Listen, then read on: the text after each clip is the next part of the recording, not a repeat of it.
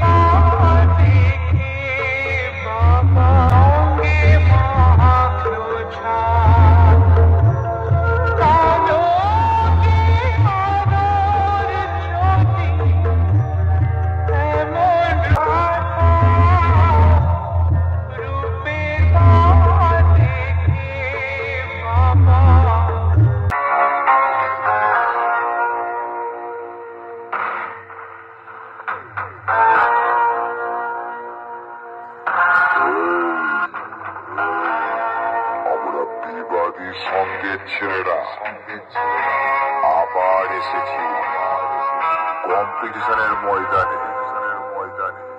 তোদেরকে নো বলে 6 মেরে ওভার বেস মারতে মারতে মাঠের বাইরে করব, বুঝেছিস?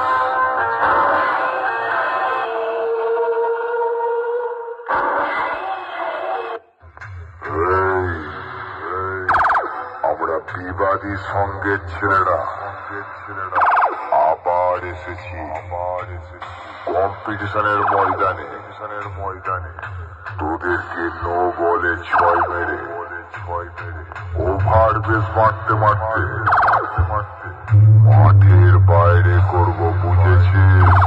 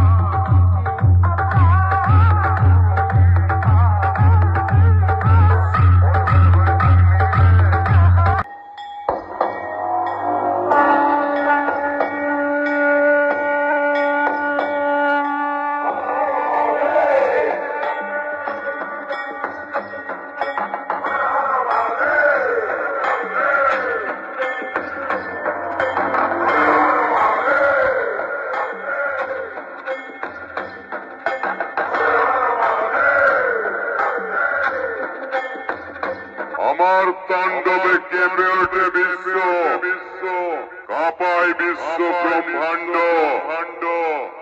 আমি যখন খেপে যাই, করে দিই সব কিছুই লন্ড ভণ্ড।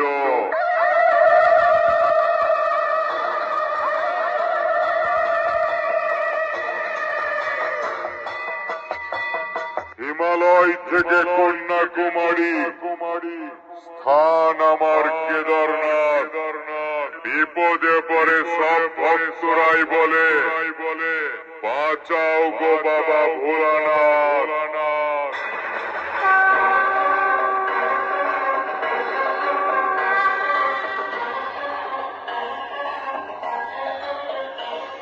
চিকন হাটির বাপের সাউন্ডের মালিক বাপের পক্ষ থেকে এলাকার সুধী নাগরিক বৃন্দকে জানাই আন্তরিক অভিনন্দন। আমি প্রলয়, আমি ধ্বংস, আমি তোদের কাল, আমি যার ভক্ত